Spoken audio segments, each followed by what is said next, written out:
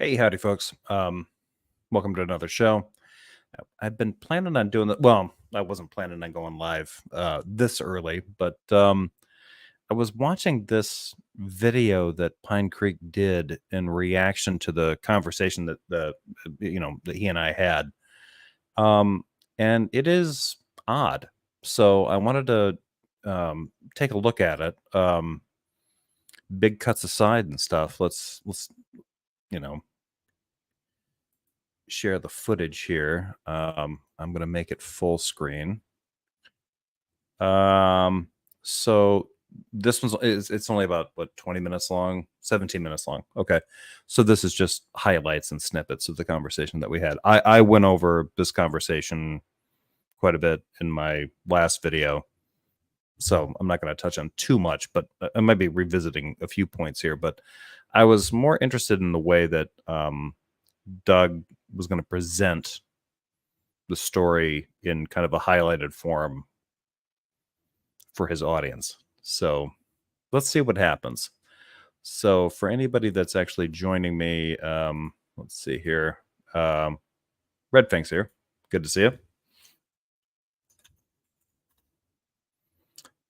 This is like an insomniac's show. This is what happens when I have time off from work. I don't have a bedtime. I just sleep whenever I want. So, uh, but this video is. I mean, what I've seen already, it's weird. There's a few other things that I've noticed about Pine Creek recently that have been odd, and I'm wondering if they're going to be in this video. I'm going to make it until hopefully we get about halfway through it. And then if I don't see them, I'm going to illustrate a few things that I think have been kind of odd. So, another stream. Yeah, another stream about Pine Creek. Yeah. Did you see the video I posted on your Twitter? I didn't. No. I'll check it out. Let's see. X.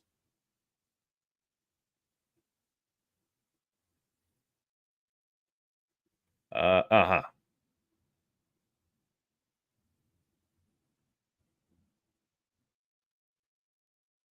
Oh, yeah, yeah, yeah. Okay. Red Fang is talking about Brojo. Brojo and company covered my conversation with Doug. Yeah. Red Fang Spooky also shared that with me. He DM'd me on Discord with it. And my initial reaction was just like, oh boy, and he was like, yeah, indeed. It sounds like I probably need to watch it. Yeah, maybe I'll take a look at that. Somebody had told me, maybe it was you, Red Fang, or maybe it was my brother. Was like, hey, you ought to go into that channel sometime just to entertain yourself with some of the pro MAGA crap coming out of there. I haven't. I'm not inclined to, but I don't know. Maybe the reaction's worth a look. I'll definitely take a look because you're like the third person, second or third person, Red Fang, that's been like, hey, you were covered. Maybe take a look. So good to see a ape shaped carbon. Like I said, Red Fang is here. Hello, hello. Robin Webster's here. Coco's is here. Bright and early. Holy shit. It's like 6 o'clock in the morning there, isn't it? You are an early riser, my friend. Greetings to you in Poland. Bree is here. Good to see you, Bree. Damn it, Jeff. I was just about to turn it. Don't forego sleep on my account. This is just me feeding an insomnia thing. So 7:30. Oh, 7:30. Excuse me. So not that early. All right. So here we go. We're gonna get into this one. Again, this is 17 minutes 44 seconds. This is Doug kind of compiling and contrasting and making highlights out of a conversation that he and I had the day before, and I covered I think the full length of the conversation that we had. So let's see what he does. I'm curious to see what this is going to be. Do you think the United States is a better country than Mexico? No. Should there be limits? He just cuts it there. It just gets cut. He asked me the question, do I think that the United States is a better country than Mexico? And I say, no. And then it just cuts. And then he goes into the next question. The reason that I said no is because I think that's a stupid question to ask. What country is better than what? This confused the shit out of Jim Bob, because Jim Bob was like, wait a minute. Can't you objectively determine like which government's better than the other? I'm like, well, yeah, you can. Doug didn't ask me what government was better. He asked me what country was. And so I said, no. I don't think that I don't think America is a better country than Mexico. Do I think the American government is better than the Mexican government? Maybe in its current iteration. Yes, maybe.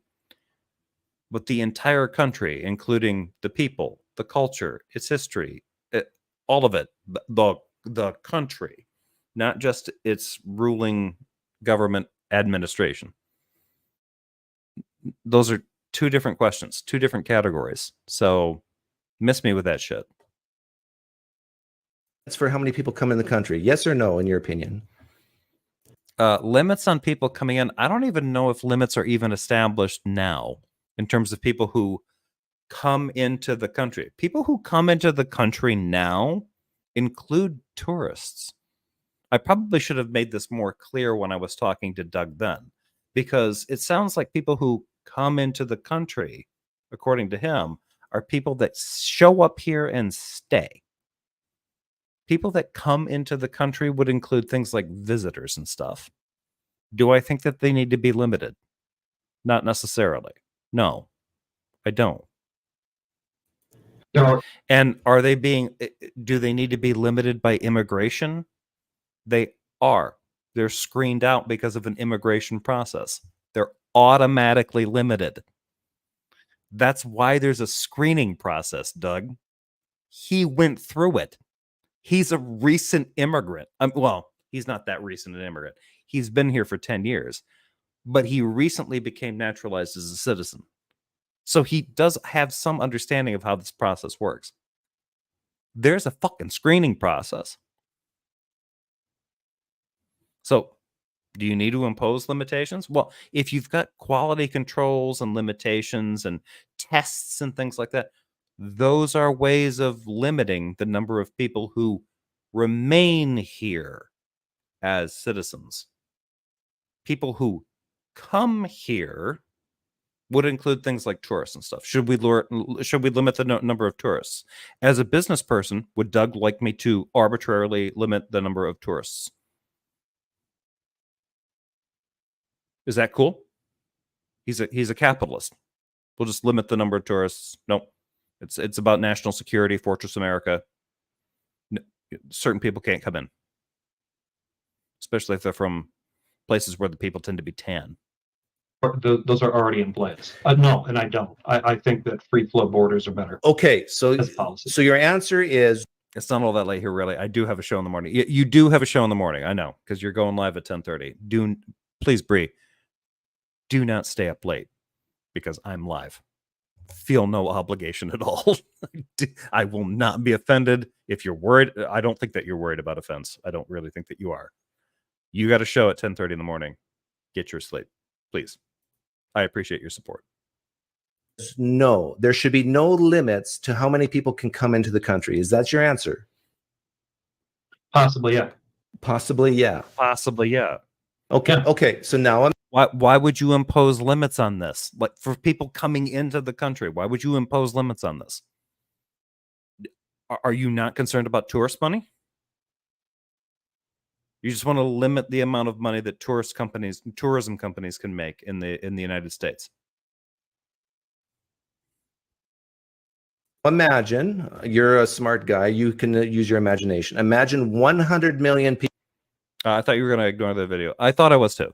And then I started watching it, and then I noticed that at the very beginning, he plays that one clip where he's like, what's a better country, America or Mexico, or whatever, however he worded it. And then there's a, after I say, yeah, no, there's a hard cut. And I'm like, okay. Yeah. As soon as that happened, I was like, yeah, I'm going to respond to this video. So here we go. People want to come into the United States. Question: do you think this is a good thing, bad thing, or neutral? Over, let's say, Neutral. a period of I don't know, 2 to 3 years. Neutral. Neutral. Question: Yeah. question: do you think that would put a strain on our infrastructure, like hospitals and schools? Keep in mind, 1 million people are coming into the United States.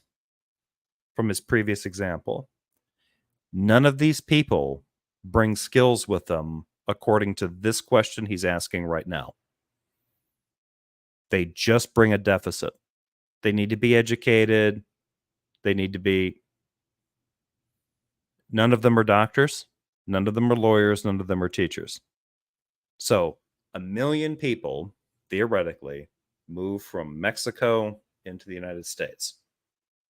When they come into the United States, they all need services, and none of them provide resources to this country now that they're here. Actual immigration statistics show that what Doug's talking about is horseshit. Now, this is immigration, not refugee status stuff, not refugee crisis stuff, which Doug is shamelessly conflating in most of his videos. Actual immigration doesn't increase crime. I think Doug believes it does. Immigration does not lead to a decrease in jobs for American citizens. Immigration does not yield the problems that he's connecting to this issue. Those are facts. You can show those. You can show that that's not what immigration does.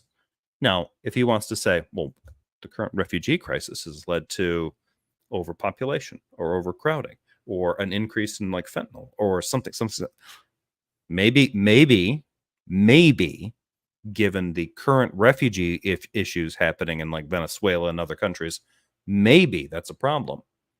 But actual immigration does not correlate to an increase in crime, an increase in poverty, a decrease in the availability of jobs for Native American citizens, native-born, naturalized, American citizens.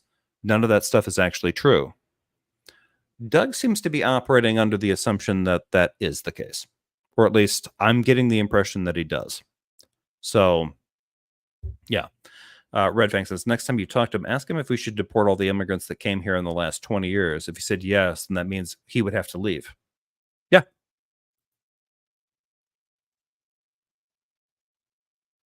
Yes or no? Lean yes, lean no.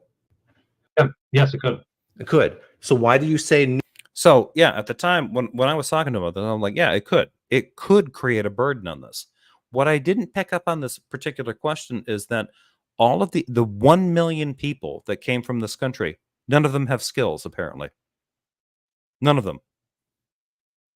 Of the 1 million people that came from one of these countries or all of these countries into the United States, none of them added to the number of doctors and lawyers that we have. None of them added to the teachers that we have. We couldn't put them to work and add them to our workforce, which is actually what happens with immigration. Instead, Doug's just like, Doug is acting like, well, you got 1 million people here. They all need services, but we don't have the room for them. We don't have enough schools to provide them with education. We don't have enough hospitals to provide them with to clean them up, to make sure that they're not diseased. So, get rid of them. Why? They're going to contribute to those systems. They're doctors, they're lawyers, they're teachers. Why wouldn't you want them to come here? You want them to languish in a country that's like, taking their skills for granted? Why would you do that? You believe in liberty and freedom, and but not for them. You're not supposed to still be awake now. What am I going to watch tomorrow morning? Yeah, I know. I wasn't supposed to do this, and because I'm not planning on doing a Saturday morning show. I'm planning on doing a Sunday one. But this, okay. I'll admit, he pissed me off. He pissed me off. Neutral when you admit that it can cause stress on things like schools and hospitals. Just because it causes stress doesn't necessarily mean it's bad. I still stand by that. Just because it causes stress doesn't necessarily mean it's bad. Also, the system can adjust.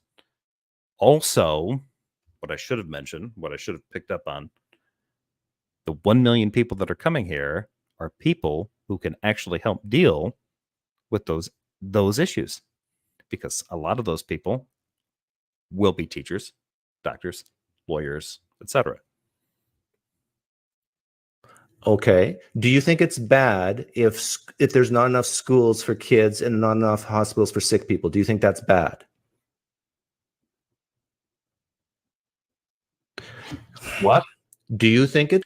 Jeff only likes policies that hurt others. The cruelty is the point. He gives him a shot. All right, fair enough, maybe, but I don't appreciate that, Maya. Trying to maintain a reputation of being progressive. Not Jeff, I mean Doug. Too late. You admitted way too much with that.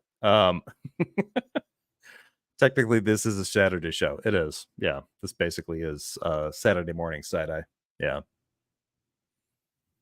I like pissed off Jefferson spicy. Well, I appreciate that. Let's see if I can keep this contained and concise. Let's see what we can get. Coco says, I wanted to argue that COVID strained the healthcare system, but realized it was also a migrant. Yeah, I mean, it just crossed borders like it didn't even care. Yeah. It's bad if there's not enough schools to educate children and not enough hospitals to take care of the sick. So the 1 million people, that are coming in from all these other countries are they're without resources completely, right? Now, remember what one of his dichotomies or one of his little dilemmas that he would present to somebody like me is, you've got an immigrant that wants to come into the United States with $5 million, and you got another immigrant that comes in and he has no dollars to his name. You get to pick one of them. Which one do you pick, right?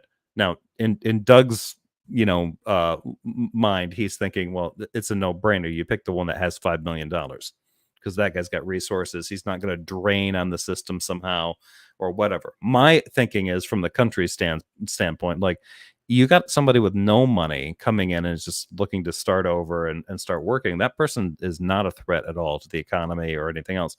Somebody showing up with $5 million can do some serious fucking damage, right? Like, they could start what if they just donate a bunch of money to the Joe Biden campaign, Doug? They can do that. They showed up here and they've got $5 million. Yeah, they can start donating to Biden's campaign or other Democrats and stuff. So maybe don't bring the person in with all the money that can cause some problems. That being said, what's interesting about this is, despite the fact that dilemma is presented by Doug, the 1 million people that show up here, not one of them has $5 million. All of them need education and hospital care. And it's going to tax our system. It's going to drag us down. Oh, we can't educate them fast enough. We can't give them the English. We can't give them the penicillin. We just can't. Remember, I was given a choice between two immigrants, one with 5 million and 0. But of the 1 million people that he's talking about now, apparently none of them have $1 to their name. And they all need services from the United States. He believes this. What was the point of that mental exercise? Yes, that could be bad, but we already have that in late stage capitals. Right? They paid $492 billion in taxes in 2019. Yeah. There's statistics to show this, right? Like, immigrants that show up, that there's no increase in crime. There's no decrease in economic activity. There's usually an increase in economic activity. They do not reduce the number of jobs for Americans currently here. These concerns are not real. So the only reason that Doug is fantasizing about this is because he has accepted a deranged narrative about the dangers of immigrants. And he's conflating immigration and refugees. He is commonly conflating them when he talks about them. It's still Friday for me. Yeah, it's true. It is. Right. So, okay, you just admitted, yes, that's bad. Or you said, I took a nap after Mark's show. Now I'm up all night. Stream forever. I'll do my best. Yeah, I did like Mark's stream. And, you know, if anybody watches, congrats to Mark Reed. He's a good YouTuber. He just hit 2,000 subscribers. Good for him. Congratulations to Mark. And if you don't know his show, Mark Reed engages in some debates that I frankly would never venture in. That dude has balls, just brass balls. So, or at least until Bree starts. Are you going to stay up until 10:30 a.m. Eastern time? Jesus, man. I mean, do it. Bree's not going to criticize. could be bad.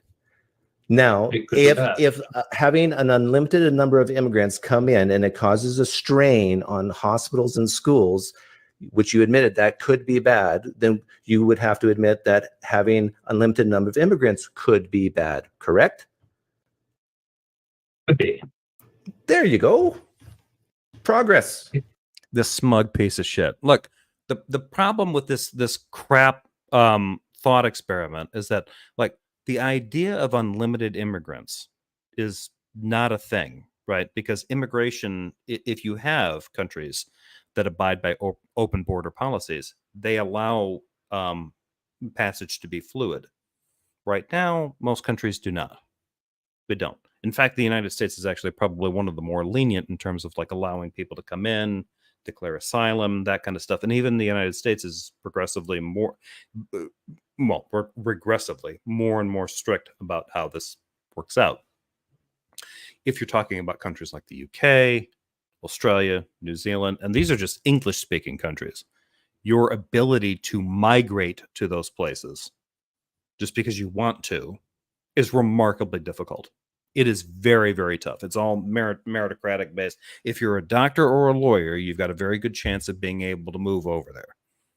But if you are not in a profession, if you do not have the credentials and the professional acumen in an area that they want, you will not go.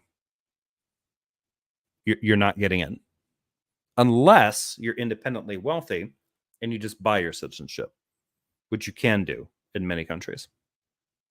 So it currently citizenship and the ability for people to move across borders is incredibly regressive, as far as I'm concerned.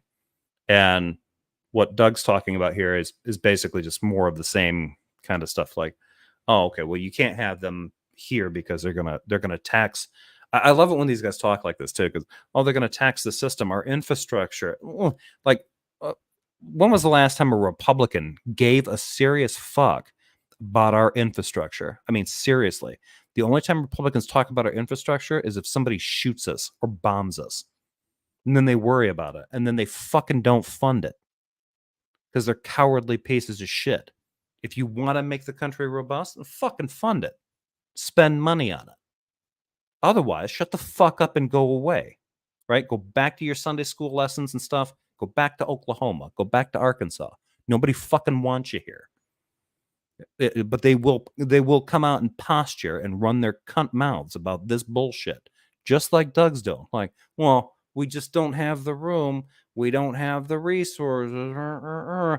But a capitalist economy can grow infinitely and expand infinitely, according to cockatiel brains like Doug here. Like, that fantasy we can foster all the time, but the actual hard limits of, like, do we have enough space for people to show up? We do. We have an enormous amount of space. A lot of people can come here. Can they successfully stay here given the political reality of what's going on? Probably not. Can they at least get some shelter while they're figuring out their next move? Also, probably. They can. All right. Let's go on. Is it bad? You were voting for a guy that says that it definitely. He's live.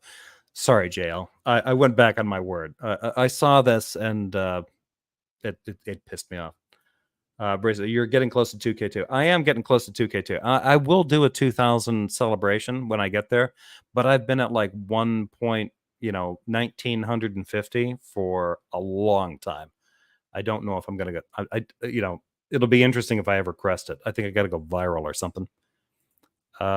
He's a full transphobe these days. He is. Yeah, he's completely transphobic.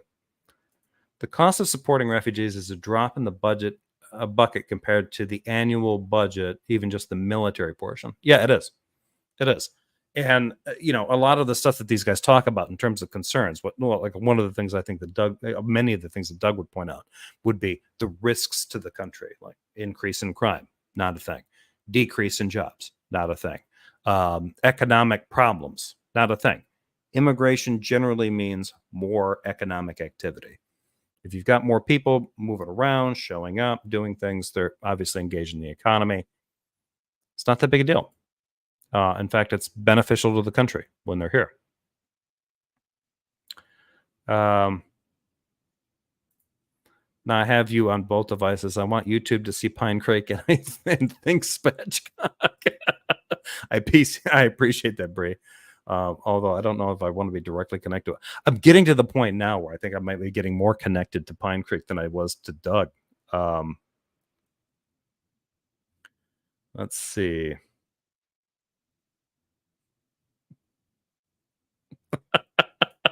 Why are you saying this, Bray? And yes, I'm in bed wearing shorts so short it would make a cockatoo fan its crest. I'm waiting for his Camaro tuft to raise, but I'm not seeing it. Let's see.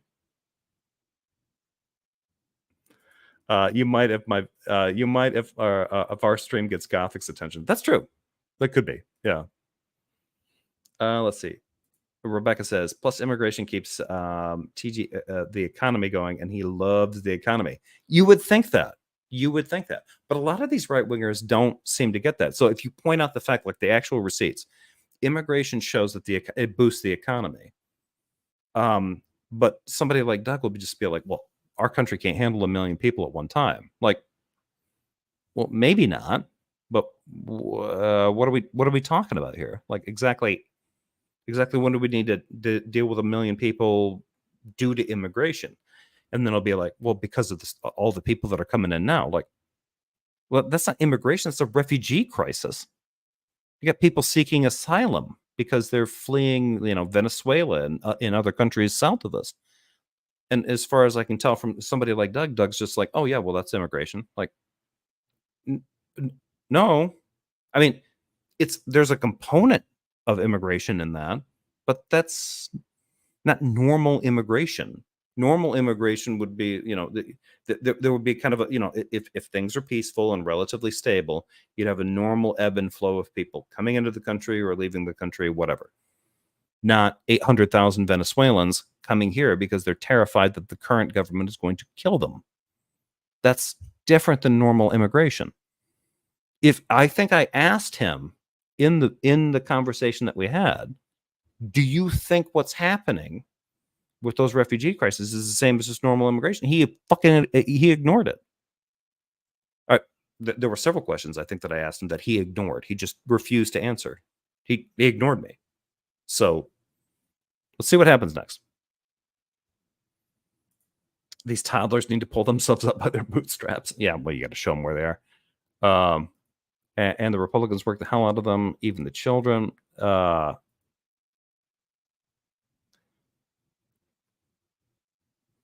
Bond says, I appreciate this, Bond. He said, the hypotheticals Doug was bringing to you the other day were absolutely horrible. They broke down extremely fast. Yeah, he would usually kind of do this kind of stuff. And like I said, like the one with, like, okay, we got two people. You get to choose, one with $5 million and one with 0. Which one do you bring in? But the situation he's talking about now is 1 million people coming in. Out of those 1 million people, they all need medical care and they all need education. Apparently, out of the 1 million people that he's talking about in this example, none of them have $5 million. So that guy's gone. None of them have their own resources. They're all going to be dependents. Like, he buries this kind of stuff in his examples all the time, and he doesn't realize that he's doing it. It is bad. Not could be. What's definitely bad? Those. So it's definitely bad in your view. Well, I think, yes. Wouldn't it be better to have an orderly way to have immigrants? This is key, Bond, right? A guy from some third world country that had a successful, absolutely legitimate, multi-million-dollar company versus some poor guy. I remember bringing this up in another video and was like, okay, if you're a conservative and you've got people coming in from another country, usually conservatives think that those other countries are suspect. So if you've got a guy showing up with $5 million from suspicious country one and somebody with no dollars coming in from suspicious country one, which one would you be more inclined to let in? If you're concerned about national security and you're a conservative, the guy with $0. Because the guy that was able to make $5 million in suspicious country one may not be a reputable person to allow into the country. Doug's just acting like money is a virtue, and this person has more virtue than that person, therefore let them in. It's a contextless hypothetical, and he's acting like he's like onto something. It's remarkably insipid. Let's come in and have a cap.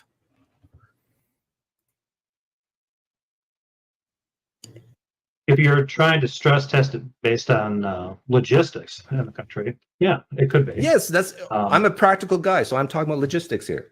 If we were looking, he's a practical guy. We're talking about logistics. Okay, so the practical effect of immigration is that it increases the economy. It benefits the economy. The practical effect of immigration is that it has no effect, no negative effect on the rate of crime. So the practical effect, if you're a practical person, more immigration is probably better than less. You certainly would not want to do something like, say, militarize the entire U.S. border, southern border, which Doug has advocated for. Doug wants the military brought back from international concerns and infighting and fighting in other places or support. And he wants soldiers lined up along the southern border to make sure that nobody crosses illegally. He's a practical guy. He's not. He's an emotional lunatic. These are emotions ticking through him quickly. looking at what is best for a country, is it better to have someone who is financially independent come into in this scenario? How much does the rich guy donate to the Jew first? Yeah, great. our country, or someone who's financially dependent to come into our country? If you had to choose one or the other, we've got two people at the border. One okay, here is he goes. financially independent. One is financially dependent, meaning how do you know that they're independent? You know that a person with $0 is financially independent. A person with no money is financially independent. They don't have any money. They have no connections. They have no ties. They're showing up here. They're going to need to work. They're going to need to do something to make money. Right? What he's trying to say is whether or not they're sufficient, financially sufficient. If you've got somebody showing up with $5 million, they're financially sufficient. They can support a lifestyle. They don't need to show up here and get a job. Where'd their money come from? To whom do they owe their allegiance? That money isn't necessarily theirs. He's not paying attention. they need food stamps, they need welfare for maybe even over a year, which is better. And I appreciate that God equals. I'm on the side of the guy with cock on his forehead. I need to get a better hat. I need to get a different hat. Yeah, I'm pretty sure this one's driving views down. Practically unhinged and racist. Mostly racist. The thing about Doug that's really interesting is that he can be unhinged and come across as reasonable, which is great for right wingers. But I don't think that people understand, especially his own viewers. They do not understand how much of this is based on vibes. Like Pine Creek is deriving most of his political views from his experience, from his emotions. When it comes to trans issues, when it comes to immigration issues, it's a lot of vibes, lots of emotions. There's a lot of feeling in there, and then he pretends like he's just detached from it. He's not. The racism is off the fucking charts. I just want to remind people he was an apologist for David Falk about, well, that's different. That's more of a misogynist thing. The David Falk thing and Francesca Stavrakopoulou. One of Pine Creek's videos that got removed, YouTube yanked it. They yeeted it.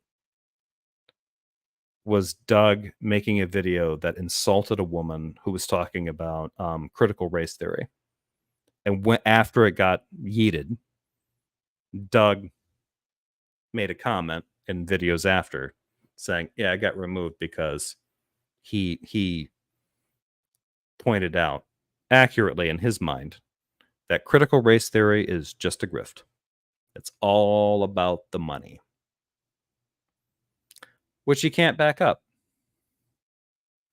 So, yeah, when I heard that one was nuts.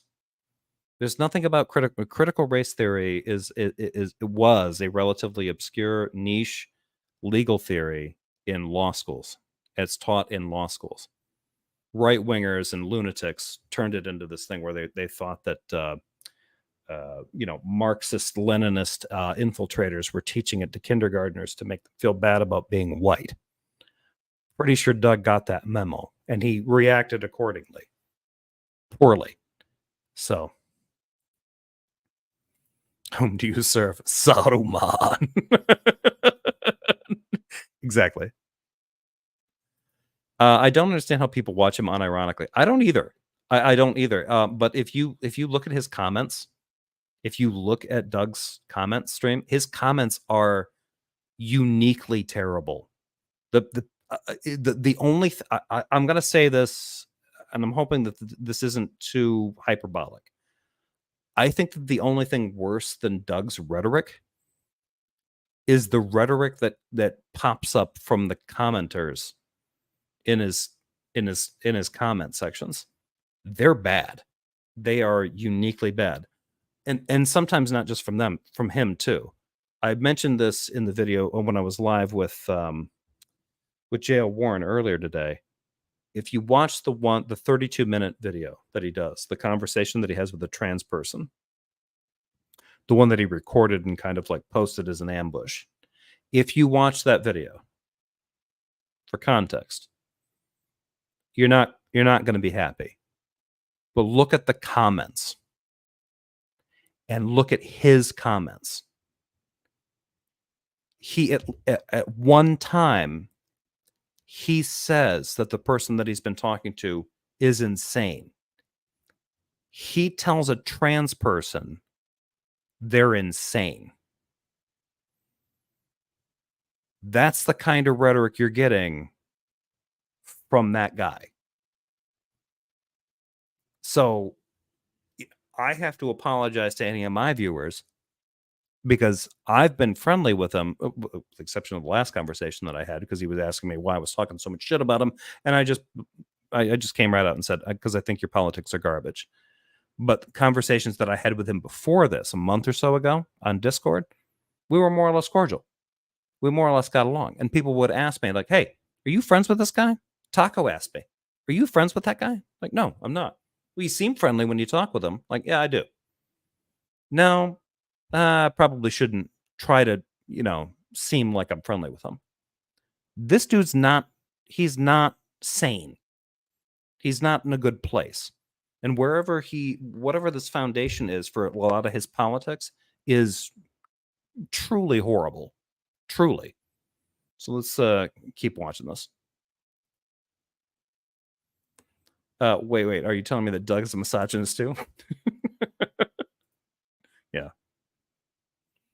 Yeah, if only one of those morons understood what CRT is even about. They don't. Yeah, the fact that, and Doug, this is Doug's go-to. Like, Doug, CRT, it's a grift.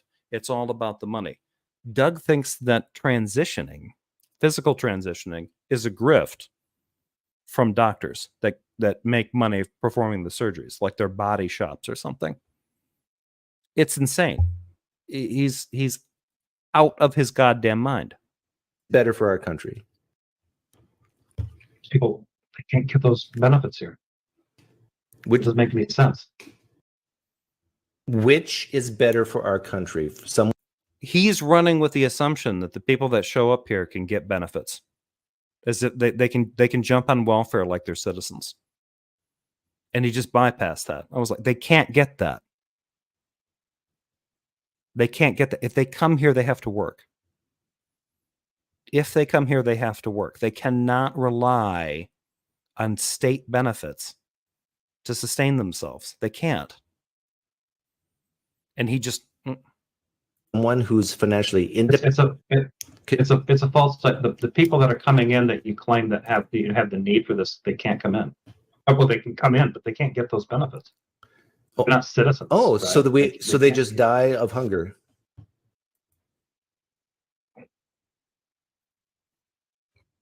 Why would they die of hunger when they can get jobs? I didn't even realize this they're just going to die of hunger. So when they come in, they necessarily have to get state aid. Otherwise, they'll die of hunger because none of them are capable of working. Good to see you, Justin. No, they end up relying on their own hard work and maybe charities, private charities. Oh, so the government doesn't provide any assistance. Some governments might, like local states, or maybe there are local charity there, and in some states there are states that do provide outreach and stuff. It might be in a state fund or something like that might provide stuff like this to immigrant populations. But to be clear, they cannot come here and claim a Social Security style benefit. They cannot get a benefit from the country, a dole check from the country.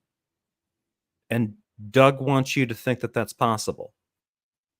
It's not. They might be able to get a little bit of limited charity from a Catholic organization here, Protestant organization here, the state of Massachusetts there. Maybe. That's not a steady influx of income, right? That's enough to give them some charity and help them along their way. They're going to need to get a job, and they're going to need to start earning quickly. And many of them do. Many of them do. So the idea, like this is to me incredibly offensive from Doug. Like, so they don't have access to government funds, so they just die. Now, I'm more actually insulted that he would bring this up with me, because it's like, okay, so those are their alternatives. They either get federal welfare money or they die of starvation because the economy is locked up to them. Is that how it works, Doug? City charities, okay, or something like so that. when I look, the federal government doesn't provide. If somebody crosses over, the federal government doesn't automatically provide somebody who just passed into the United States with Social Security. Someone who's financially He's just going to buy dependent comes across, they are dependent on help from local charities and local governments, correct?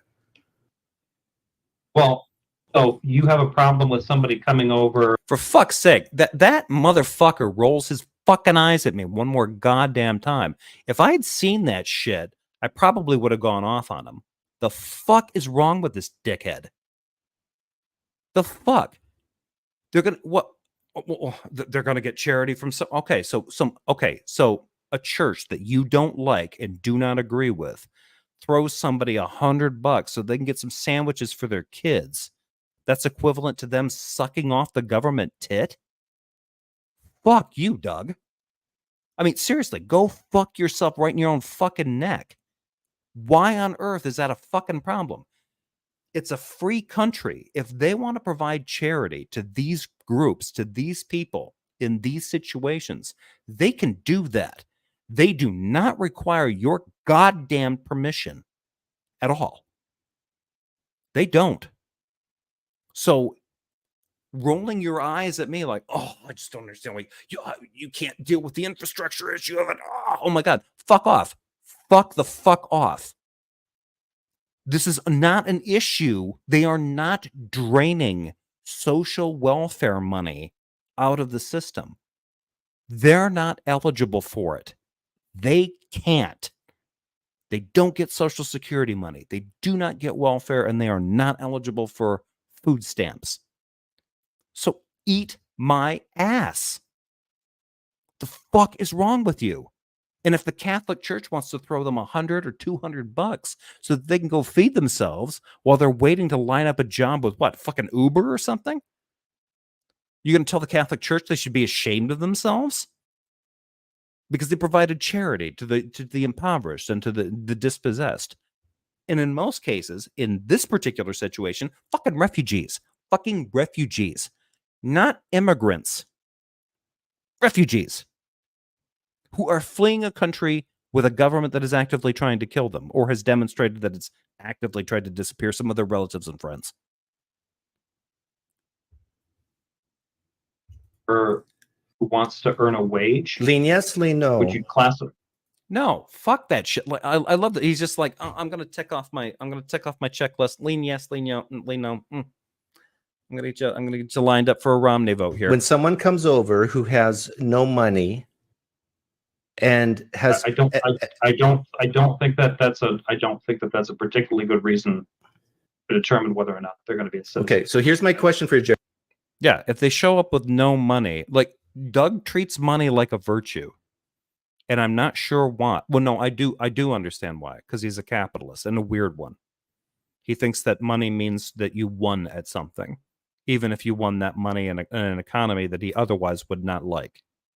Jefferson, and these are very uncomfortable questions for, I think, people from your side of the aisle to answer, because it's They're not. They're superficial. Because it's a super superficial. I have missed pissed off Jefferson. I've been pissed off a lot lately. Doug is really fucking pissing me off. I do not like the condescension that he's bringing to this. He thinks he's acting like he's got some kind of like nuanced, cultured take on this, and he's just being a fucking dick. He is. He's being an ass about this entire situation. He's conflating immigration with a refugee crisis. And then when he talks about it and you get into these situations, he tries to give these one-to-one binary things like, well, hey, if you had to choose between a guy with $5 million and a guy with $0, like, who's a refugee and who's an immigrant? Like, what are we choosing this on? If it's based on metrics, like, okay, is the guy with $5 million a fucking moron and the guy with zero money is a genius? Doug is all in favor of having IQ tests annually in public schools. If you do an IQ test on these two guys at the border, and the guy with zero is 20 points higher than the guy with $5 million, do you disregard the money in exchange for his smarts? I bet Doug would say no. No. The guy with $5 million won something in his country. He's got something to show for himself. The one with $0, oh, I don't like that. He's going to have to get on Social Security and get food stamps and stuff. Like, he can't. Oh, well, he's going to have to get on something like that. Like, he can't. Oh, well, the Catholic Church might have to send him money. Like, and? Fuck. It's a moral dilemma type question. So the question what's the moral dilemma? is this. It's Well, it's a moral dilemma. If you own, so you're saying the only people that you want to allow in easily are people who are already wealthy. This is my question to you. If they're Dodged. okay, let me ask you something. If they're already wealthy, what do they want to do here? Maybe they love Disneyland and they want to move close to Disneyland. I don't. That's it. They've got millions of dollars and they show up here. We should let them in because they're millionaires. And if the reason that they give them is that they want to live closer to Disney World, we should do that.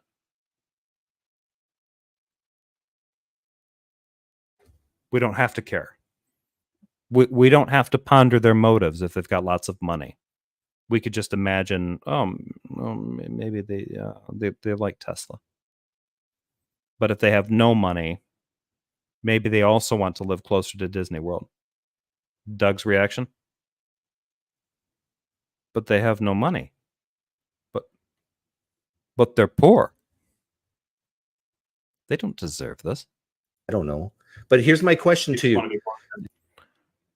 Deep analysis, Doug. Jefferson, here's my question to you. We got two people at the border, and you are in charge, okay, of who gets in, and only one person can come in. Now, one person has, let's say, $5 million in their bank account. The other person has I just want to point out, this has been done before. Let me zero 5 million in and their zero. bank account. And you don't know anything else at this point. We're going to do baby steps, one at a time. $5 million in their bank account. One person can come in. You are in charge. Okay, let's play this from the beginning. I'm not going to interrupt it, just for context. Maybe they love Disneyland and they want to move close to Disneyland. I don't know. But here's my question to you. Jefferson, here's my question to you. We got two people at the border, and you are in charge, okay, of who gets in, and only one person can come in. Now, one person has, let's say, $5 million in their bank account. The other person has zero in their bank account. And you don't know anything else at this point. We're going to do baby steps, one at a time. That's all you know at this point. And I ask you, where are you leaning? Who are you going to let in? The person with 5 million or the person with zero? Zero. The person with zero. Person with zero. I don't know where that 5 million came from. And you're going to need a forensic account to figure out how that person is so wealthy. And what are they doing? Okay, across the board? Jefferson, why would you let in the person with zero? What difference is it? What difference does it make? They have no money. What are they going to do to your country? Are they a threat? Keep in mind, there's nothing else to consider on the table. And if Doug wants to say, like, wait, what does that $0 imply? Well, I don't know. What does $5 million imply? What I do know is this. An individual with no money can do practically nothing to the economy of the United States. A person with $5 million can come in and donate shitloads of money to the Biden campaign. This is to terrify Doug. That's the example. Why would you let in the person with zero versus 5 million? What's your reasoning? I already answered. They're showing up here to what? Try to get a job? You don't know. You don't know yet. All we know at this point. They're both coming into the country. They want into the United States. One of them has no money. One of them has 5 million. The one with no money is less of a risk to the nation's security than the person with $5 million. Doug knows this, or at least he should know this, because again, the guy, just play this out. The only two things that we know about these people, they want to come here. They're from the same country. One has 5 million and one has nothing. The one that shows up with nothing can't do anything when we let him in. They got to go find a job and get some work. The one with $5 million, they can do some things with $5 million. One of those things would be donating shitloads of money to Democrats. Is Doug cool with that? Is we got two immigrants. One has $5 million and one has zero. Right. That's all. Which one can do the most damage to the economy? The one with $0. I would let in the one with $0. Agreed. 5 million is not that much, but 5 million is a lot more than nothing. And 5 million is a decent amount if you're going to start investing in like political campaigns. Because I can't vet where the $5 million on the other person came from. Okay. Okay. Okay. So I want to make sure I'm understanding you correctly. You're suspicious of where that $5 million came from. So therefore you would let in the person who You're has not. zero? Technically, you answered the question before he asked it. Because you haven't vetted where that money came from, it's risk assessment. I was hoping you would get that. He didn't seem to pick up on it. Jail says, and I figured it out. He looks like just if Leslie Jordan had a baby with Larry King and it was evil. Ape-shaped carbon says, so criminal Russian oligarch over a hardworking, low-skilled laborer. Yes. That's a good one. That's what you should take into account. So if you had a couple of guys like coming over from Russia, and one of them was like, hey, you know what? I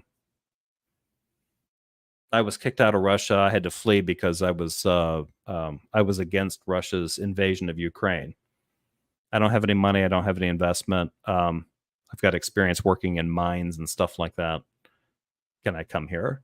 And then the other guy is some underling of an administrative czar with $5 million in embezzled funds. Like, well, I don't need to know anything else about you guys. I'm just going to be looking at the fact that I got two of you. You're from the same place. One of you has money and the other one doesn't. And Doug wants to know if Spatchcock thinks money equals virtue. And I don't. So Pine Creek loses. Sorry, Pine Creek. In your thought experiment, you're not suspicious as to why somebody with $5 million is trying to cross the border in the same way that somebody Okay. with $1 Okay. is. So you answered my question. You said you're suspicious of where that money came from. So you would take the person with zero money. Okay. Okay. So now I'm going to give you more information. The person with the $5 million I forgot about this. He's changing it. earned it legally through, I don't know, starting a business. Now, who are you going to let in? The one with zero. I mean, it would be bad if that person was like entitled to like a cartel for the $5 million they got. They earned it legally. Legally where? In the country where they came from, which as far as Doug and his cronies are concerned, is a shithole country that should be viewed with suspicion. So this individual with $5 million was able to succeed in a place with an economy they don't trust. But because he won at business there, you should trust the results. Tell me how that tracks. Fuck. Then And I can determine this when they're crossing the border. this is a thought experiment, Jefferson. You're a smart guy. You It's not an in-depth one. can entertain thought experiments. Your thought experiment is starting to break down in terms of like allowing people to cross, right? If I'm trying to determine whether or not somebody's a security risk or not, the amount of money that they have from their bank account is not necessarily an indication of whether or not they're a threat to the country, one way or the other. So it's already a bad thought experiment. Okay. You know that the $5 million, Jefferson, you know the $5 million was earned legally. Now, who would you let in? How do I know that? Legally where? They live in another country, Doug. They live in another country that you and other Republicans are probably going to refer to as a banana republic or a shithole or something like that. So this person came from this other place and won at money making in that country under those rules. And they show up here and you're like, you know what? They made their money in their home country, shithole number 2, fair and square. What does that mean to us? Dick. It means dick. Whether they earned the money illegally or earned it, were granted it, whatever. The basic logic behind my response was the person with no money poses zero risk to U.S. infrastructure because they lack power. They're showing up here, they're an immigrant, if they're an immigrant, or if they're a refugee and they need a job. That person has a lot less going on. The person with $5 million has a lot more going on. Doug would agree with that. If I asked Doug the question, 2 questions, Doug, somebody with no money versus somebody with $5 million, which one of those people has more stuff to talk about in terms of finances? Which one of those people should we be wondering, like, where'd you get all that money? The person with no money, you don't have to worry about. They don't have any money. The person with $5 million, you can be like, where'd you get $5 million bucks? It's that simple. What are they going to do with that $5 million now that they're here? As far as Doug's concerned, he doesn't give a shit. Oh, they just want to move. They want to be closer to Disney World. Oh, okay. Neat. Dustin says, I live in California farm country. The amount of economic benefit these migrants provide to our food supply alone is huge, and none of these workers started with $5 million mystery dollars. Exactly. It's almost as if, like, as immigrants come in, they increase the economic viability of the country. This is something that his buddy, Pine Creek's buddy, Andrew Wilson, understands. You got more people, they do more labor. They do more stuff, right? Now, Andrew Wilson wants more of that stuff being done by white people, produced by white parents, in some kind of weird fascistic breeding program, but, the same kind of thing. In this thought experiment, Okay, this. In this thought experiment, I would still, this. It's a fact. the person with no money, easily. The person with 5 million, maybe I'd let them in too. Okay. I can only pick one. You can only pick one, Jefferson. Who are you going to let in? The person with $0 or the person with 5 million? The person with $0. Why? What's your reasoning? The person with $5 million has a lot more options than the person with none. Okay. But now that's a different take too, right? The person with $5 million does have more options than the person with none. So, if you're thinking of immigration or asylum seeking, you want to take in the person with fewer resources. However, that wasn't my primary reason. Watch what Doug does. You missed. Very good. I really, really appreciate your answer because I think it's an honest answer. You're looking at it from the perspective of the person with $0. But I wasn't before. My perspective before was the country's interest. 2 people show up, one with $5 million bucks and one with 0. Which one is less likely to have any kind of detrimental effect on the country? The one with no money. The one with $5 million. I don't know what they're going to do with that money. As a country. And I'm just being concerned. I don't know that they're up to anything bad. But maybe they are. In this particular situation, I was like, well, wait a minute. The person with $5 million does have other options. They can go other places. They have the ability to move on. The person with $0 does not have those options. So taking into account their individual circumstances, that might be important. Should we maybe consider that? What's Doug going to say? That's feel sorry for-ism. This thought experiment is what is best for our country, not what is best. Exactly. And Doug ignored when I talked about what was best for our country.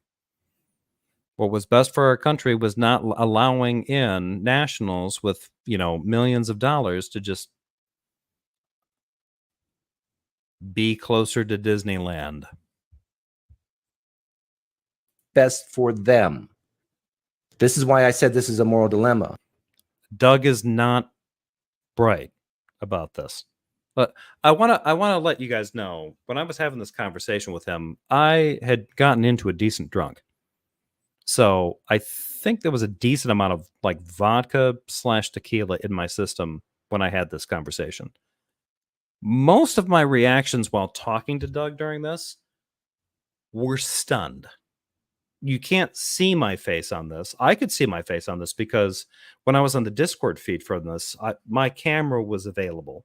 I didn't realize that it was always spooling on his feed.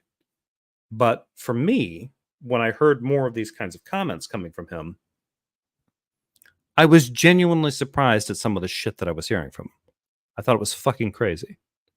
So I just want to point that out. So here we go. So let me. Why would it be? Hang on. Why would it be better for us to? You got somebody that's coming from another country that earned $5 million, and another person that's showing up from the same country with no dollars. Why is it better for our country if that person, like, let's keep this in like Trump terms? Where did that person get those $5 million from in their weird economy? I already told you they started their own business legally. Oh, okay. So the country that they came from has no history at all of corruption or issues. It's not a shithole country. It's not a crap hole. It's not a it's not corrupt. It's not a Marxist, Stalinist hellscape. They made $5 million in a vacuum, and it's virtuous. It's perfectly clean. We could just tell that when they showed up. His initial talking point: 2 people arrive, one with $5 million and one with none. Who do you take? I don't know where $5 millionaire came from. Not it.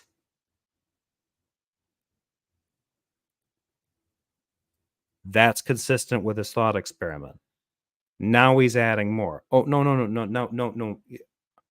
Trust me, that 5 million is legit. Legit where? Our economy or the economy of the country that it came from? The 5 million came from. Is that a shithole country or is that a cool country? Are we good with that? What do you think, Doug?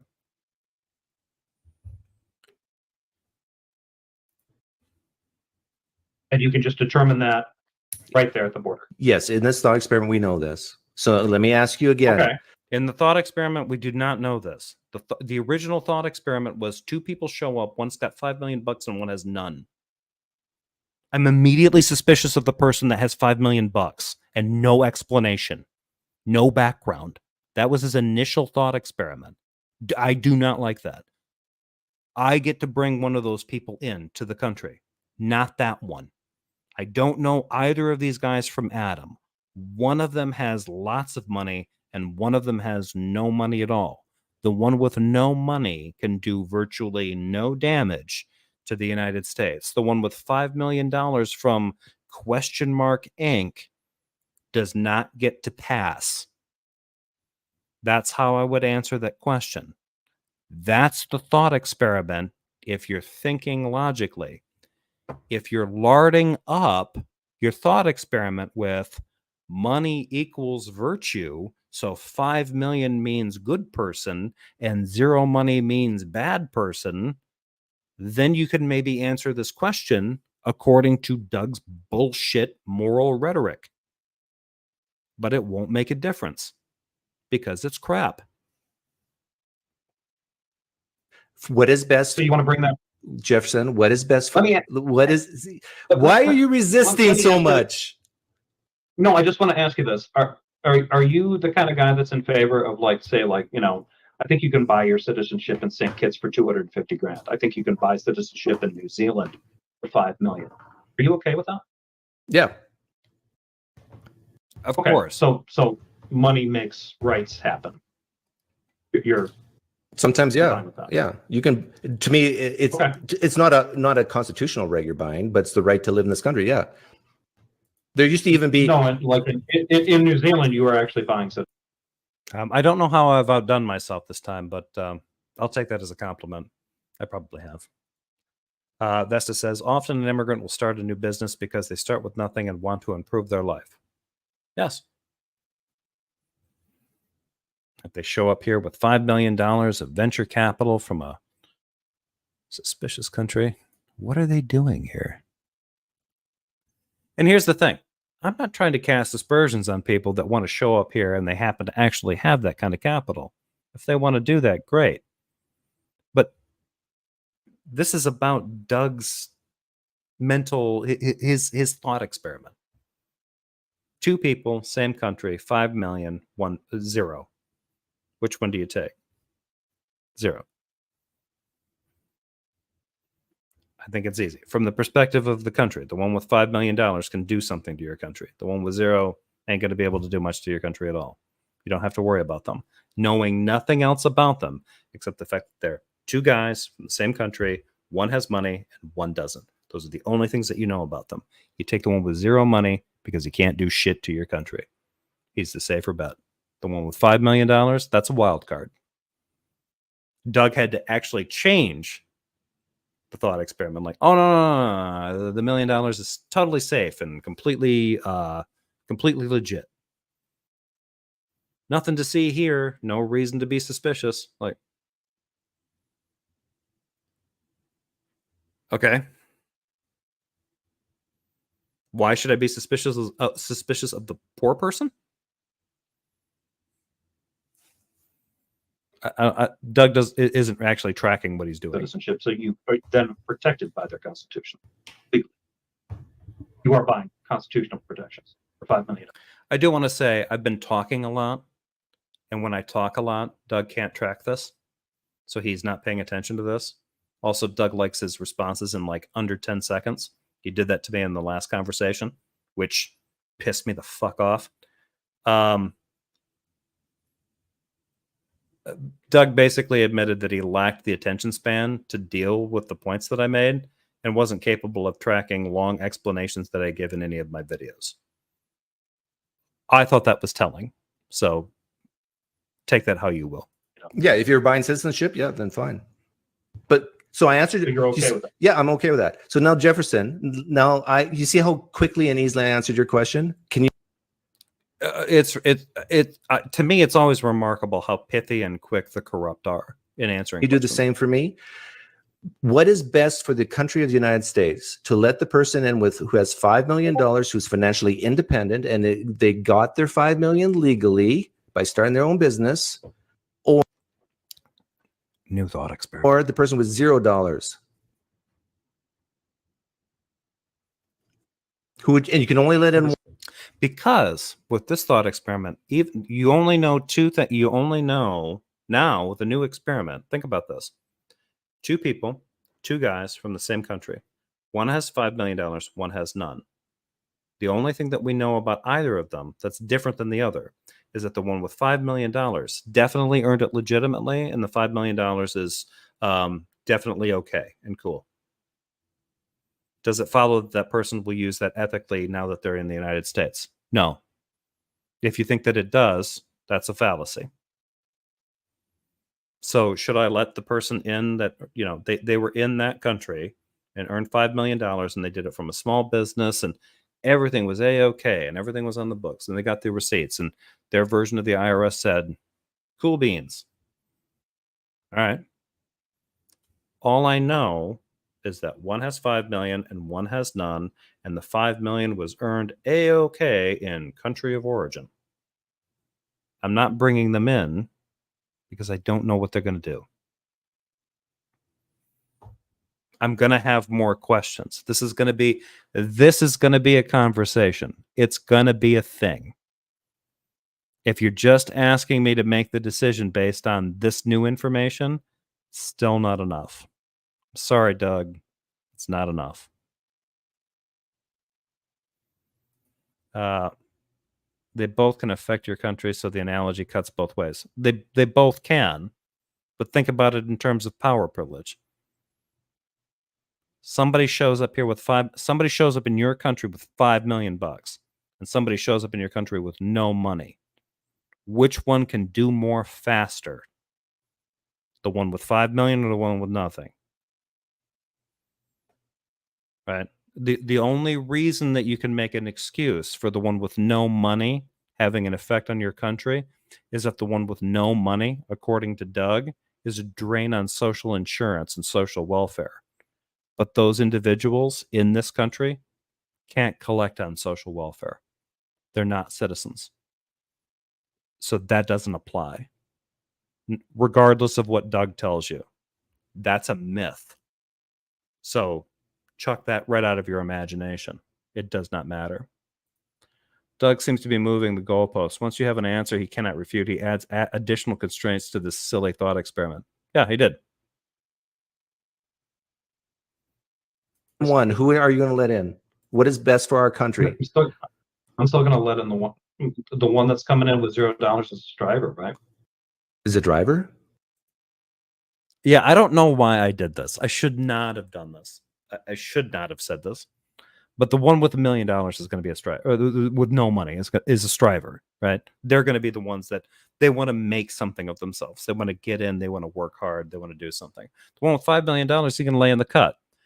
This probably, to me, this doesn't matter because this is about individual motivations, and I shouldn't have done this. I think it's okay to explore, but yeah, I think the other points that I brought up are stronger.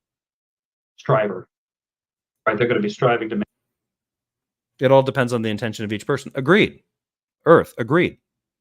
But the thought experiment is 2 guys show up, one with 5 million and one with none. You don't know what their intentions are. You're not supposed to do that. You don't know what their intentions are. You have 2 individuals. One has no resources. One has access to $5 million. Which one do you let in? Without knowing anything about their intentions, good or bad, you let in the one with 0 because if they have bad intentions, they can't do much. The one with $5 million, if they have bad intentions, can start a lot of trouble. Now, again, you're not assuming that they have bad intentions. It's based on, do they both have good intentions? Do they both have bad intentions, or one or the other? The only thing that you know are 2 guys at the border from the same country, one with 5 million and one with nothing. As a country, if you have to determine entry based on only that criteria, which is why Doug's thought experiment fucking fails, because everything else you have to read into it, you let in the person with $0. Because that person is guaranteed safe. They have no power to do anything. It's one person with no money. The guy with 5 million, you're rolling the dice. Make something of themselves. They're going to put themselves to work. So you're assuming that people with $0 will strive and work harder than someone with $5 million who got their $5 million from starting. Why did you never bring up this intention stuff when you were talking with them? I mean, it was kind of implied with some of the other points that I made. But I didn't really. What I didn't understand when I was talking with him was why he didn't understand the parameters of his own thought experiment. His thought experiment was, there was just, like I said, you got 2 guys, and the only distinction between the 2 of them is $5 million and none. You don't know anything else about them. You have to make a decision to allow one of these guys to come into the United States and become a citizen based on money, the possession of money. That's not enough to really make that decision. It's a bad thought experiment. And my rationale behind it was, if they don't have any money, they're not a threat to the country. If they've got $5 million, I've got some questions about where they got that $5 million from.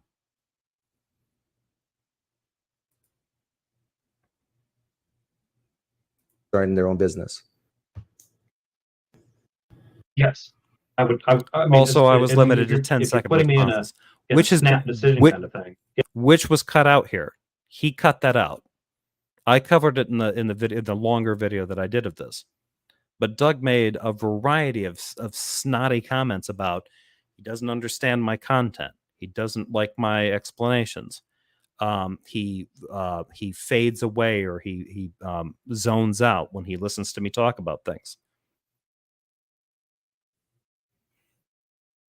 Yeah. And then he was like, hey, you know what? I don't want you talking too much. Give me 10-second responses. Keep it pithy. Keep it snappy. Yeah. I've watched this dude rant for years. A lot. I've seen him give responses that go on for 10 minutes. And he wants a response in 10 seconds. If it's not in 10 seconds, I don't want it. I'm Pine Creek. Keep it quick. Keep it. I'm keeping this fresh for my audience. Like, okay. I'm going to let the person have the zero in their bank account rather than the person. Okay, what if I told you? Also, because it's going to take longer to figure out where that 5 million came from. What if I told you that? It depends. A person with lots of money and bad intentions and someone with no money and bad intentions, but with a better plan than the one with money and would do more damage. We don't have that info. Earth. I don't have that info. The thought experiment is 2 men come to the country. They want to enter. One has $5 million. One has 0.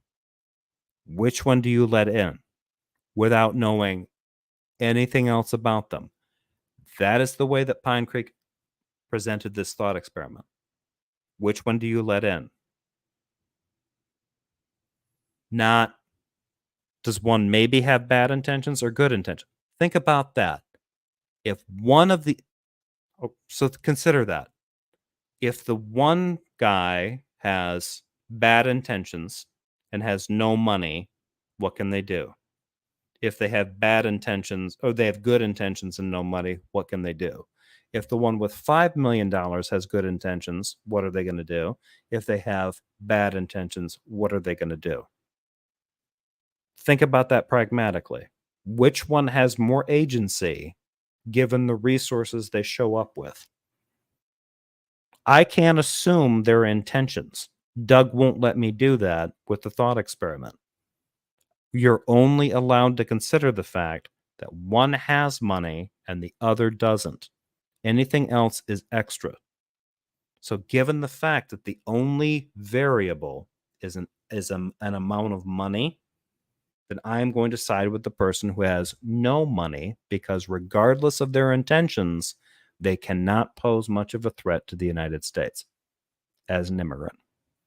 The one with money, what are their intentions? I don't know. But I know they've got money. So if they're bad, things could go bad. If they're good, then okay, maybe they're here to donate to the Democratic National Committee or something. I don't know. Why would I take that risk? Thought experiment. It's a thought experiment.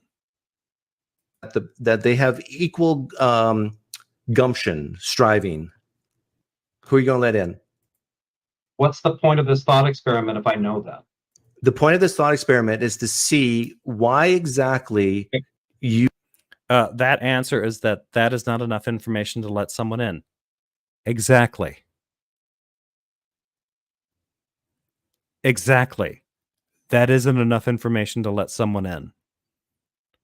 That's not Doug's thought experiment, Earth. Doug's thought experiment is you control the border and you get to decide who comes in. And 2 people show up, one with $5 million and one with no money. You know nothing about them other than that basic fact. Which one do you allow into the country? That's the thought experiment. Do you not understand that? Think about that and stop asking me these questions. I didn't come up with that fucking thought experiment. Cockatiel did. You view... There's no way that I could know that, right? Like, you sound like a Christian who fights back so hard on thought experiments. His thought experiments are fucking stupid. This isn't... The thought experiment has completely broken down. No, it's completely broken down. There's no reason to... He already broke it down when he tried to say, when he added in the element, oh, the money is legit. The money's fine. Like, that immediately changed the thought experiment. Like, because as soon as I'm like, oh, wait a minute, where's this money? Oh, you can trust it.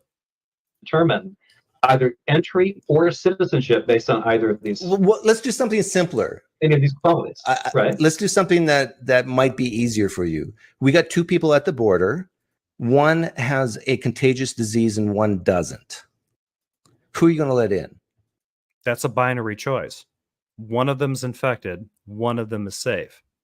You let in the one that's not infected. The person without the disease. I agree. So the person with no money has the disease of poverty, and the person with $5 million is absent that disease? So that was very easy for you to answer. Yeah, because that's a simple binary. Somebody's infected, somebody isn't. Somebody being wealthy and somebody being poor is not the binary I think Doug thinks it is. If you have a pandemic going, you wouldn't even allow that person in either. Okay, That too. let's see. Let's get a little bit tougher. We got two people at the border. One is highly, highly skilled in a job that's very, very needed in the United States. The other one has no skills or very low skills. Who are you going to let in? The high school one. Excellent. We're agreed there. Provided they've got money. We got two people at the border. One who has a history of committing crimes. The other person has a clear record, and we know both histories. Who are you going to let in?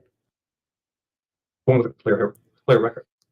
Very good. So I agree on that one. Now let me ask you this. Again, keep in mind when he's talking about allowing somebody in, it's not entirely clear if we're talking about letting them into the country as a tourist or allowing them to stay as a resident. That hasn't actually popped up yet. So is it better to know all these criteria before someone crosses the US-Mexico border? Before they cross? Is it better to know these things than not? before they cross? Well, I guess it would kind of depend. I mean, would it be better to know all of the people who are going to shoot up schools than not? Yeah, it would. What do you need to do to actually determine how that happens? This seems a bit weird to me, right? Like, wouldn't you want to know who these people are in the first place? Sure, provided that you've got the system in place to actually make that work. Do we have the system in place to make that work? I don't think that we do. Probably, yeah. Excellent. I agree. So let's put that system in place. How much will it cost, Doug? But do they not? So if it is better to know these criteria before they even cross that line in the sand, wouldn't it be best to have some type of system, as no system is perfect, where we do not let anyone cross that line in the sand until we know the answers to those questions? For the purposes of tourism or immigration? Because the situation that's happening at the border is based on refugee crisis. People are passing into the country and getting picked up and then declaring asylum. That's not the normal refugee crisis. Or that's not the normal immigration process. That's in addition to normal immigration. So he's already starting to conflate things that don't belong. No. Okay, that's where we have a disagreement. That's where we have a disagreement. That doesn't follow because they're not here permanently. There's a difference between somebody coming in and staying permanently. The criteria that you mentioned before, those count.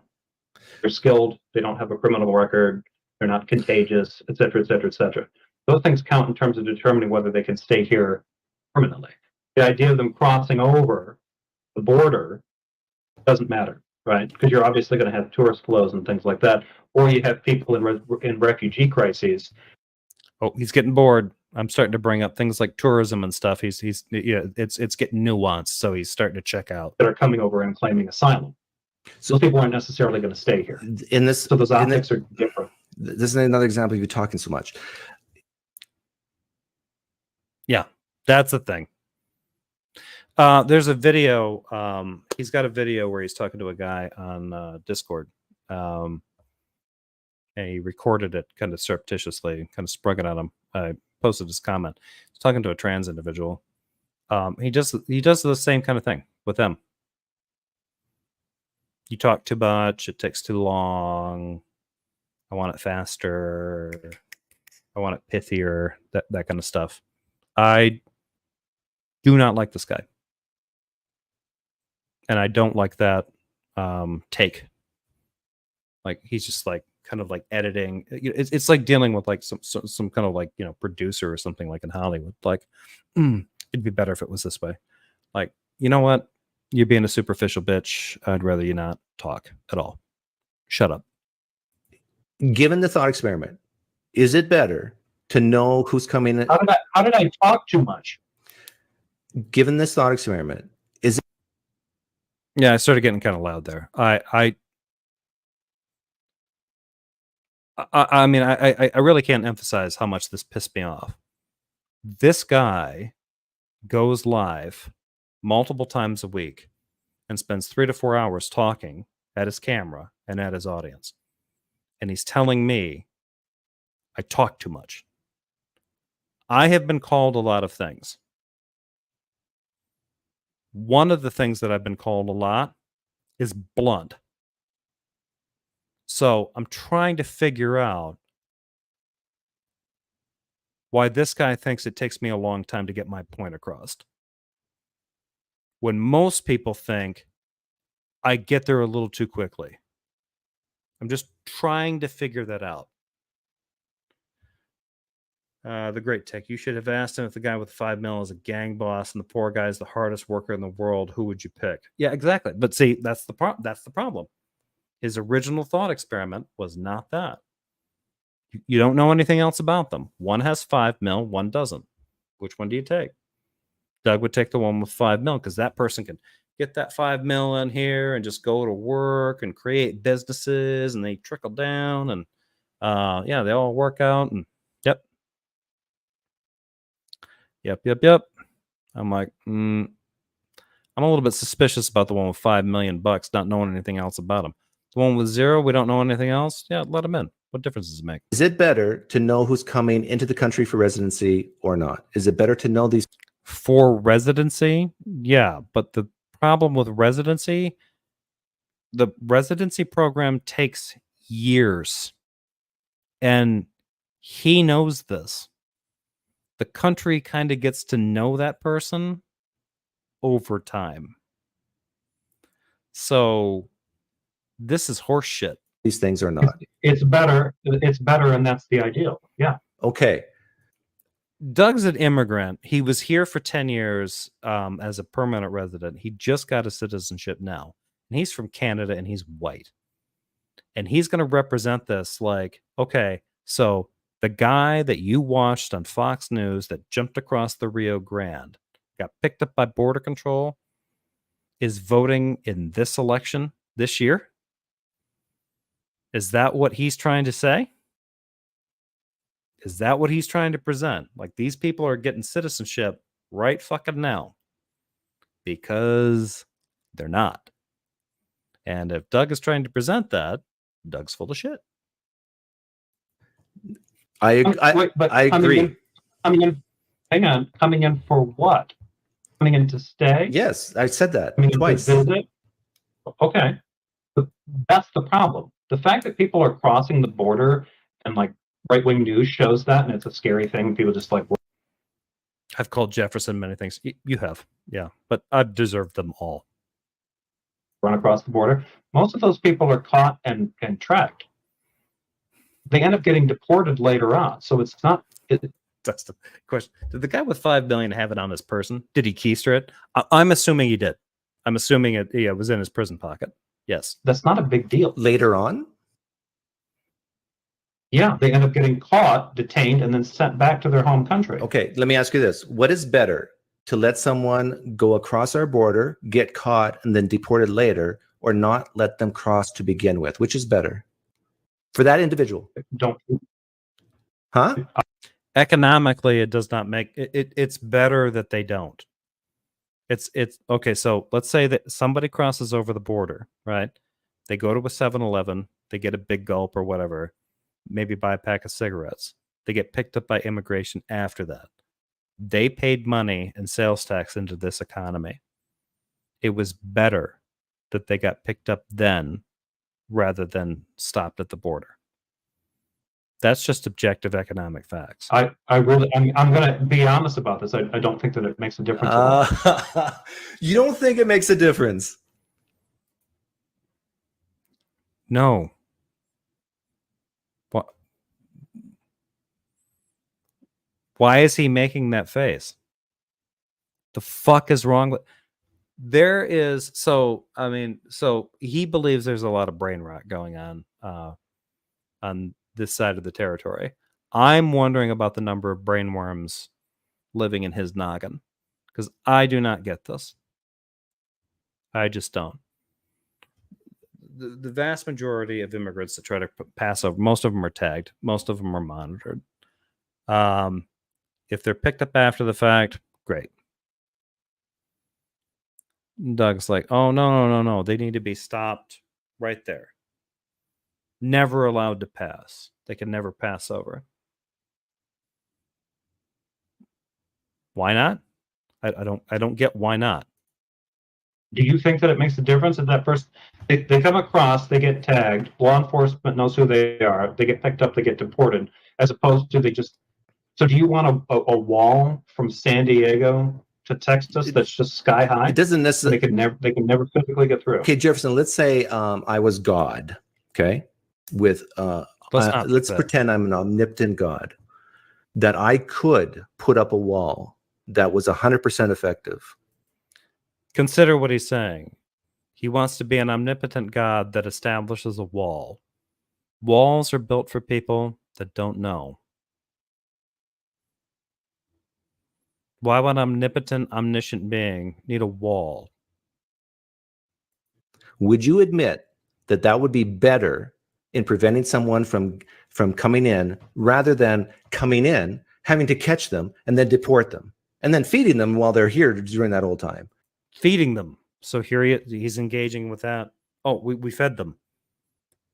So they showed up here. They had a criminal record, and we are his tax money, because that's what he's concerned about. His money fed them. It didn't. It couldn't. Do you agree that that would be better? Who's feeding them? The country. Cutler, this better be a 4-hour stream. It's not going to be. It's going to be over pretty quick. Who? The country, the people in the country, either private charities or local governments. So the fact that these people get, the fact that they get... They're Kennedy brain buddies. Oh, wait, he's doing it. He's bracing for it. He's going to... Can you answer my question? Who's getting pissed here? Holy shit. He's getting pissed here. Let's see.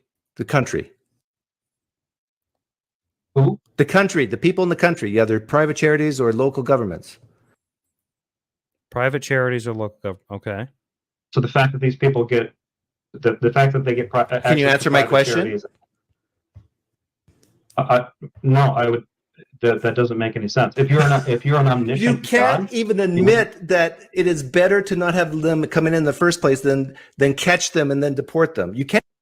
I don't think it makes a difference. I really don't.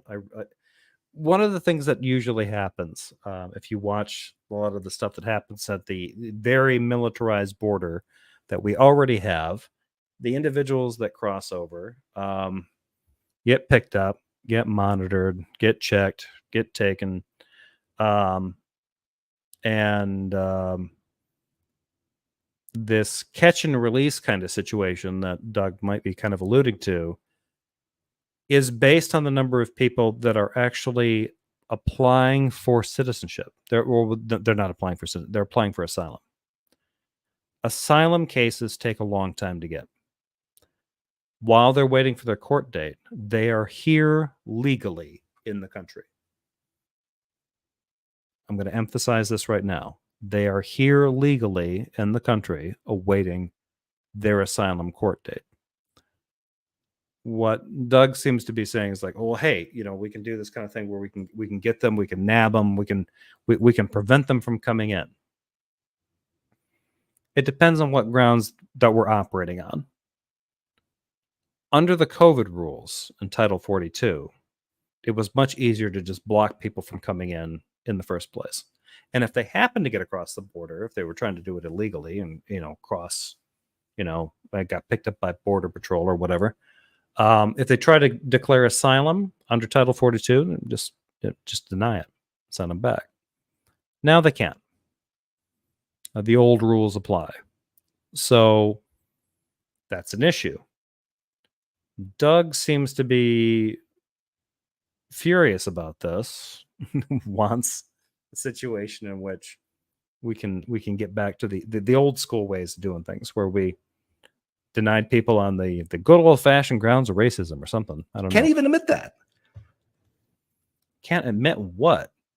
That there's no discernible difference between somebody being blocked at the border from ever crossing over and somebody being monitored, watched, and then eventually detained and sent back after they cross the border. The only difference is their geographical. Like, what did they do in the meantime? How much trouble did they get into? Did they buy a Slurpee? Did they get a hot dog? So while they were here, maleficent as they were, as malicious as they were here and they were buying food and paying sales tax. And then ICE swooped in, grabbed them, and sent them home. That's worse than them being prevented from coming in. I'm confused. I thought that Doug was a fiscal conservative. If you're an omniscient God, you already know who they are. So you can grab them and send them. Why would you need a? I thought this was a fair question. He said that he was omniscient God, and he starts talking about building walls. Omniscient gods don't need wall. Okay, thanks for coming on, Joe. You know who's here legally or illegally. This is why people are voting right. Because they're stupid. The reason that people vote right wing is because they're stupid.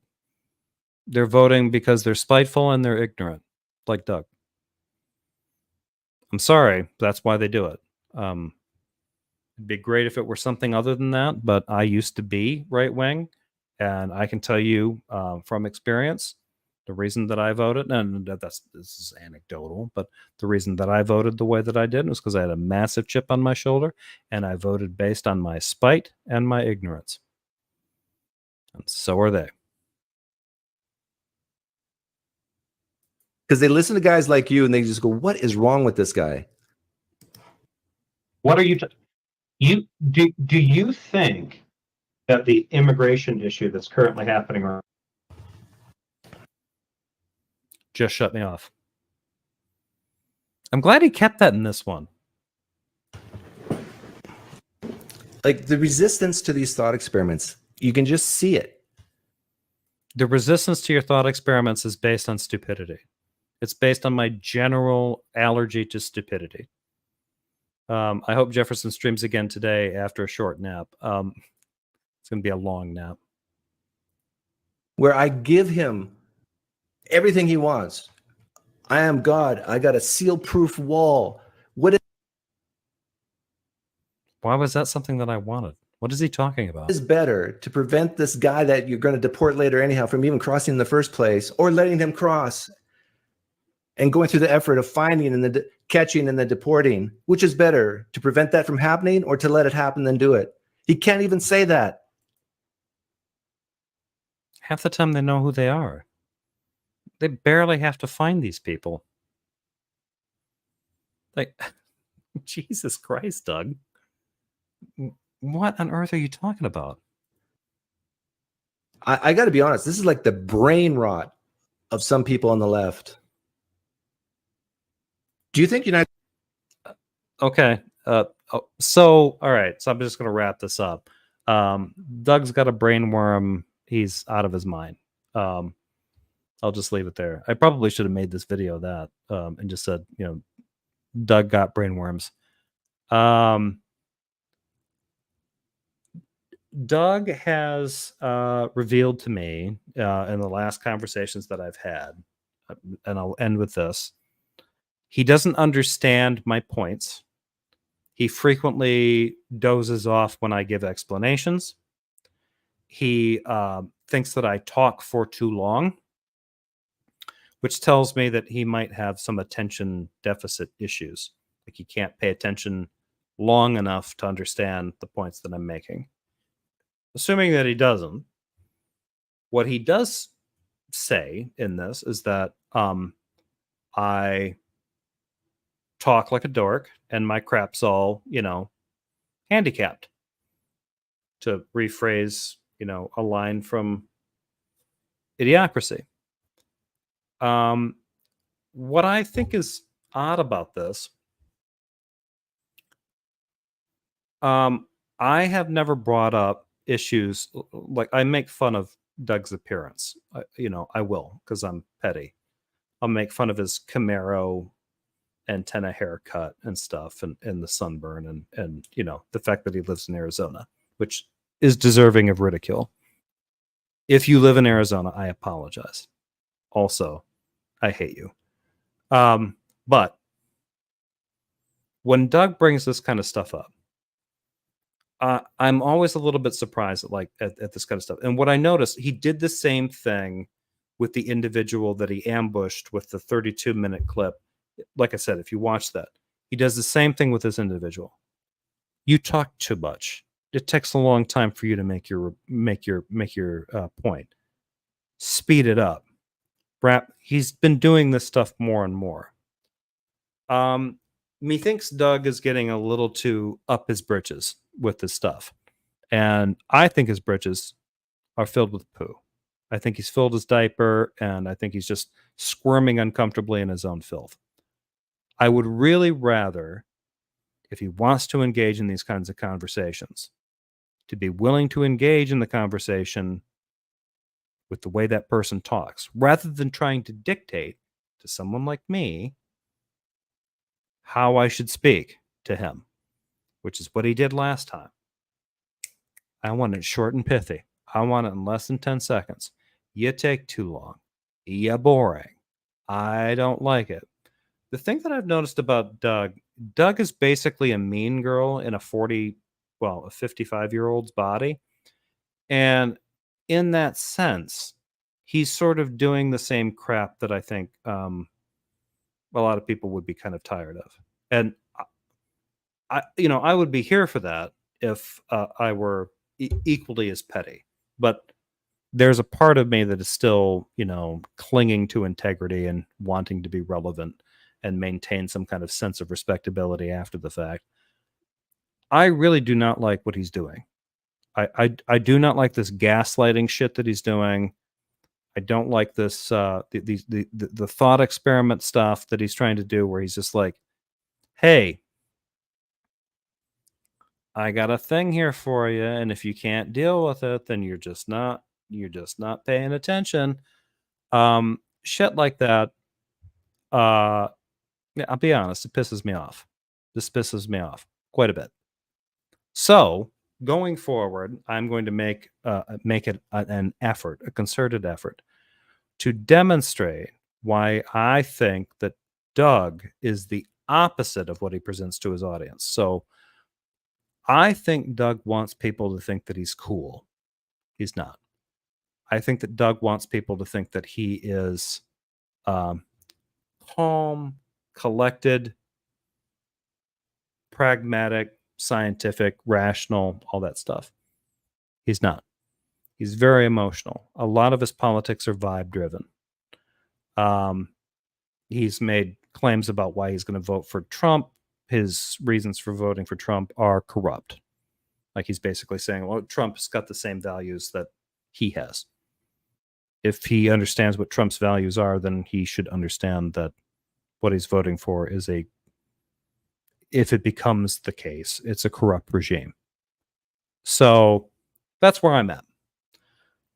I'm going to continue to explore this because he's not giving me any place to escape. And I'm not going to let him off the hook. And I think that his shit is full on insane. And on top of that, the way that he dismissed me from his video, I'm making a point. I'm making a decision. You're trying to complete a thought. And he just scrolls up, clicks, shuts me off like a TV show. I don't know. I don't care what Doug does with his own show. What I do care about is that Doug will frequently tell people that he's even keeled, that he's even tempered, he's pragmatic, he's not emotional. And then he does that. And that tells me a lot more about what Doug is than what he says he is. So what that tells me is that Doug is very emotional and very vibe driven. And if he wants to continue to do that, that's fine. I have no issue with that. Just don't tell people that you're not that. When you are emotionally driven. You are. He tells people all the time he's doing this for the dopamine. He's chasing a vibe. He's chasing an emotion. So, also the other thing that I wanted to point out, one of the things that he mentioned was something that somebody else who's kind of conservative had mentioned before. I don't understand your points, Jefferson. I don't understand what you're even talking about. Doug mentioned this too. I just don't even understand where you're going with this. I can't figure out what you're doing. I've heard this from 2 or 3 other conservative people. And I think it's weird that I've heard them from other conservatives who are just like, I tried listening to your commentary. And I'll be fucked if I can figure out what you're talking about. My reaction to that is always, am I speaking Greek? The one thing that I'm not known for, okay, I should put this a different way. I am verbose. But the one thing that a lot of people, if they're giving me a compliment or giving me a criticism, is that I'm blunt as fuck. Most people do not come at me and say, you know what your problem is, Jefferson? You beat around the bush. You're just a little bit too of a namby-pamby. I don't usually get that. Usually I get the exact opposite. Like, could you have taken it a little bit easier on that? But could you have been a little bit, maybe tried to be a little bit more diplomatic? I try to be. I do try to be. But generally, I don't have that issue. And for some fucking reason, there are conservatives that are just like, I can't figure out the point that you were making. And I usually put a pin in it quite neatly. So I'm pretty sure that there are a lot of conservatives that are just playing dumb, or they just are dumb. And I'm wondering if this guy might be one of them. So yeah, I'm going to continue to cover his shit because he's getting worse. I also want to point out his misogyny when he was backing David Falk, the guy that said that Dr. Francesca Stavrakopoulou was engaging in scholarship by cup size. His basic criticism of that, which was completely off base and stupid. This dude got a YouTube video. I've mentioned this in the last video. I'm going to mention it again. I'm going to continue to mention this. He got a video yeeted by YouTube because he called critical race theory a dodge, and he made a video where he insulted a woman who was talking about critical race theory, and he spliced it in with photos of Cuba Gooding Jr. from Jerry Maguire screaming, "Show me the money." That got pulled. When it got pulled, he commented on it, and he was like, well, you know what I think about critical race theory? It's all about the money. So This loon thinks that critical race theory is some kind of dodge and grift that earns money for people. So, just to give you an idea of how fucked up this dude is, I'm not sure why he thinks CRT is a grift. I'm not sure why he thinks the things that he thinks about a lot of this stuff, other than I'm pretty sure, I'm reasonably certain, he mainlines an enormous amount of right-wing media, and he doesn't tell his viewers about it because he wants his viewers to think that he's cool, which is his biggest flaw. I really do think that Doug wants people to think that he's cool. When I hear him talk to me about stuff, when I hear him say, I want a shorter answer, I can't track your thoughts, I can't pay attention to how long your explanation is, what I'm hearing from him is, you're a dork, be more cool. The cool kids wouldn't take this long to explain themselves. I feel like Doug's working on some shit from high school, maybe.